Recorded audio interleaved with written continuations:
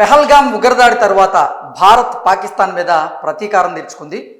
భారత సైన్యం పాకిస్తాన్లోని కొన్ని ఉగ్రవాద స్థావరాల మీద, అలాగే పాక్ ఆక్రమిత కాశ్మీర్లో ఉన్నటువంటి మరికొన్ని ఉగ్రవాద స్థావరాల మీద, మొత్తంగా 9 ఉగ్రవాద స్థావరాల మీద భారత సైన్యం మెరుపు దాడులు చేసింది.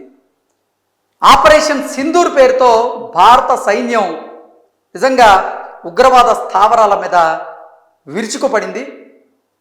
ఆ ప్రతీకార దాడిలో 100 మందికి పైగా ఉగ్రవాదులు ఖతమైనట్లుగా మనకి ఇప్పటికే సమాచారం అందుతోంది. అలాగే కొన్ని ఉగ్రవాద స్థావరాలు కూడా నేలమట్టమయ్యాయి. అసలు భారత సైన్యం చేసినటువంటి ఈ మెరుపు దాడిలో ఎటువంటి టెక్నాలజీతో కడిగినటువంటి యుద్ధ సామాగ్రిని వాడాయి, ఆత్మాహుతి డ్రోన్లను వాడాయి అనేది మనం ఒకసారి పూర్తి స్థాయిలో తెలుసుకునేటువంటి ప్రయత్నం అయితే చేద్దాం.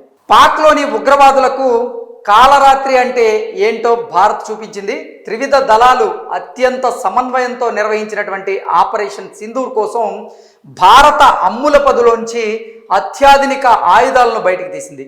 ఆత్మాహుతి డ్రోన్లు, స్కాల్ప్ క్షిపణులు, అలాగే హ్యామర్ బాంబులను వాడినట్లుగా ప్రాథమిక సమాచారం ఆధారంగా తెలుస్తోంది. వాస్తవానికైతే మిలిటరీ ఆపరేషన్లకు ఏ రకం ఆయుధాలు వాడతారన్నది దళాలు ఎప్పుడు బహిర్గతం చేయవు.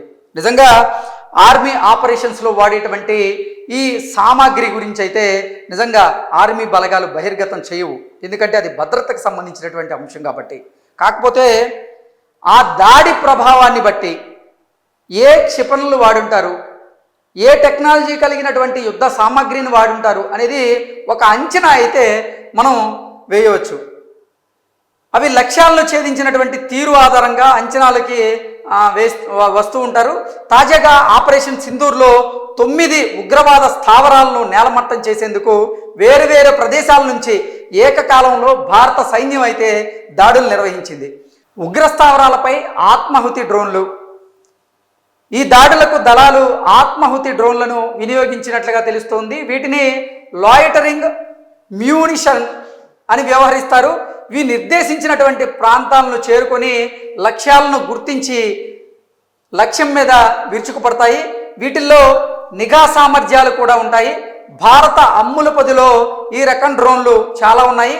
వీటి వినియోగంతో మన దళాల వైపు ప్రాణ నష్టం ప్రమాదాన్ని నివారించేందుకే ఈ ఆత్మాహుతి డ్రోన్లను ఈ దాడిలో కూడా వినియోగించినట్లుగా ఒక అంచనా అయితే వేస్తూ ఉన్నారు. దీంతో పాటుగా కదులుతున్నటువంటి లక్ష్యాలను ఖచ్చితంగా ఛేదించేందుకు ఈ ఆత్మాహుతి డ్రోన్లను అయితే వాడతారు. సో ఈ ప్రతీకార దాడిలో కూడా ఈ ఆత్మాహుతి డ్రోన్లను భారత సైన్యం వాడినట్లుగా ప్రాథమికంగా అంచనా వేస్తూ ఉన్నారు.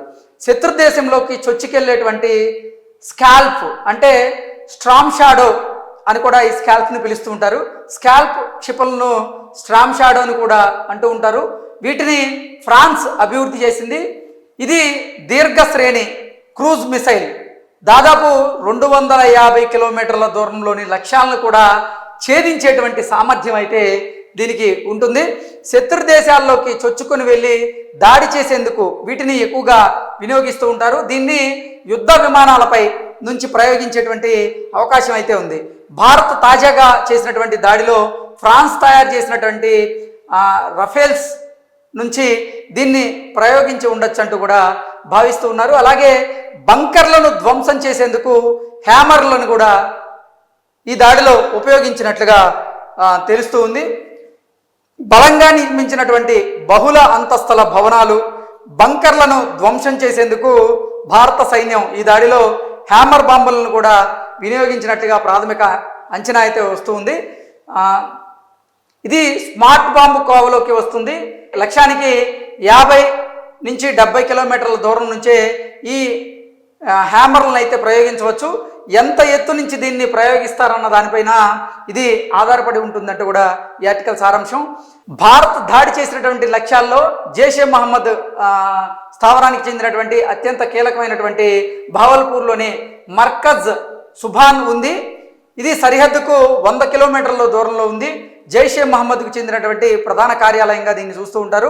ఇది లష్కరే హెడ్ క్వార్టర్స్ అయినటువంటి మర్కాజ్ తోయిబా కూడా అక్కడే ఉంది. సరిహద్దుకు 30 కిలోమీటర్ల దూరంలోని లష్కరే క్యాంప్ కార్యాలయం అయితే ఉంది. ఇక్కడ 24 అంటే 26/11 ఈ ముంబై దాడులకు పాల్పడినటువంటి ఉగ్రవాదులు అయితే తలదాచుకుంటూ ఉన్నారు. అందుకే వారి కదలికల ఆధారంగానే ఈ వారి లక్ష్యాలను అంటే ఆ లక్ష్యాన్ని ఛేదించడానికి ఈ హ్యామర్లను ఎక్కువగా ఉపయోగించినట్లుగా అంచనా వేస్తూ ఉన్నారు.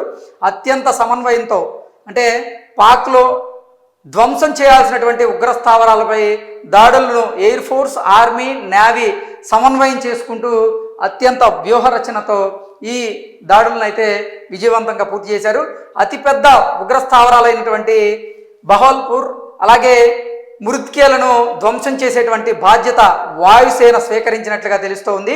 ఇది మిగిలిన వాటి సంగతి ఆర్మీ చూసుకుంటే నౌకాదళం తన నిఘా వ్యవస్థల మీద P-8I విమానాలు అలాగే MQ-9 డ్రోన్లతో సహకారం అయితే అందించింది. నేను ఇందాక చెప్పినట్లుగా త్రివిధ దళాలు సమన్వయంతోనే ఈ ప్రతీకార దాడికైతే పాల్పడ్డాయి. ఈ ప్రతీకార దాడిలో నిజంగా ఈ త్రివిధ దళాల ప్రాముఖ్యత అయితే ఉంది.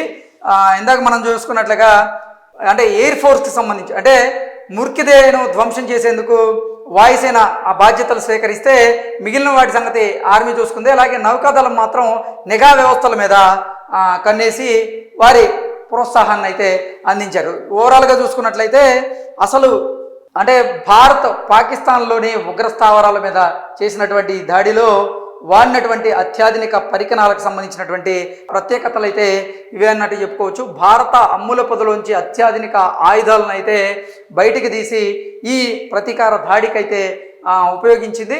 వాటిల్లో ప్రత్యేకంగా చెప్పాలంటే ఆత్మాహుతి డ్రోన్లు ఇవి లక్ష్యాలను అంటే ఆ లక్ష్యాన్ని టార్గెట్ ఎక్కడైతే ఉందో దాన్ని చేరుకోవడం, దాన్ని గమనించడం, గుర్తించడం, దాని పని అది చేయడం, పేల్చేయడం, ఇలా దానికోసమే అంటే మన భారత సైనికులకు సంబంధించినటువంటి ప్రాణాలు పోకూడదు అనేటువంటి ఉద్దేశంతోనే ఆత్మాహుతి డ్రోన్లను ఎక్కువగా వాడుతూ ఉంటారు.